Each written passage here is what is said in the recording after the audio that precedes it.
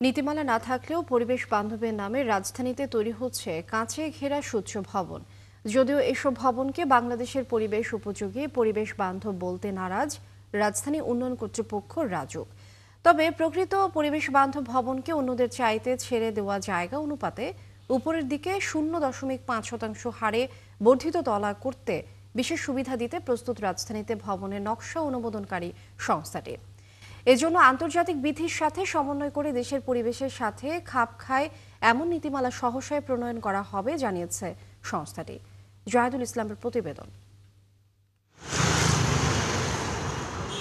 পশ্চিমা বিশ্ব বা শীতপ্রধান দেশের মতোই নাতিশীতোষ্ণ বাংলাদেশেও তৈরি হচ্ছে কাঁচে ঘেরা এমন উঁচু ভবন।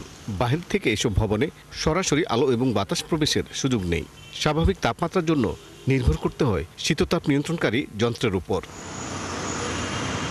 তবে এসব ভবনে পরিবেশ নষ্ট করে তৈরি পোড়া ইট ব্যবহার হয় না। এর পরিবর্তে দেয়াল তৈরি হয় কাঁচে। বিদ্যুতের ব্যবহার কমাতে সোলার প্যানেল এবং সূর্যের আলো প্রবেশ করে কাঁচ দিয়ে।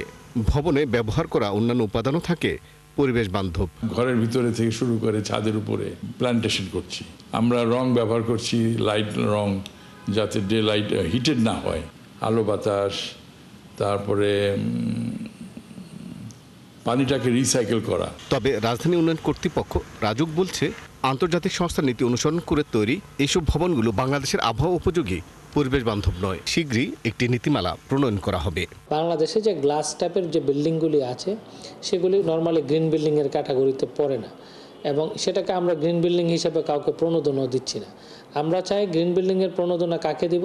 যেগুলি নন ফায়ার ব্রিক্স ব্যবহার করবে, যেখানে এনার্জি কনজামশন রিডিউস করবে, এনার্জি এফিসিয়েন্সি বাড়াবে, এয়ার, সানলাইট, ভেন্টিলেশন, ন্যাচারাল সিস্টেমের উপর যাবে। স্থপতিরা বলছেন, দেশে নীতিমালা না থাকায় তারা আন্তর্জাতিক নিয়ম অনুসরণ করে এসব ভবন তৈরি করছেন।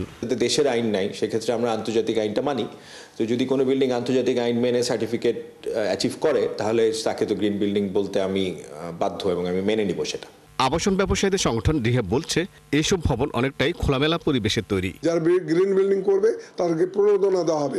এই পরিপ্রেক্ষিতে আগামীতে গ্রিন বিল্ডিং সবাই করবে বলে আমি মনে করি, এবং গ্রিন বিল্ডিং করলে অনেক কিছু ফ্যাসিলিটি পাওয়া যায়, এবং যারা বসবাস করবে তারাও একটা ফ্যাসিলিটি কি শুধু আলো বাতাস যায় সেটা নয়, এটা একটা স্বাস্থ্যকর বিল্ডিং। নির্মাণে খরচ কিছুটা বেশি হলেও পরিবেশ বান্ধব এসব ভবনে দীর্ঘমেয়াদী রক্ষণাবেক্ষণ খরচ কম। জাহিদুল ইসলাম, ৭১, ঢাকা।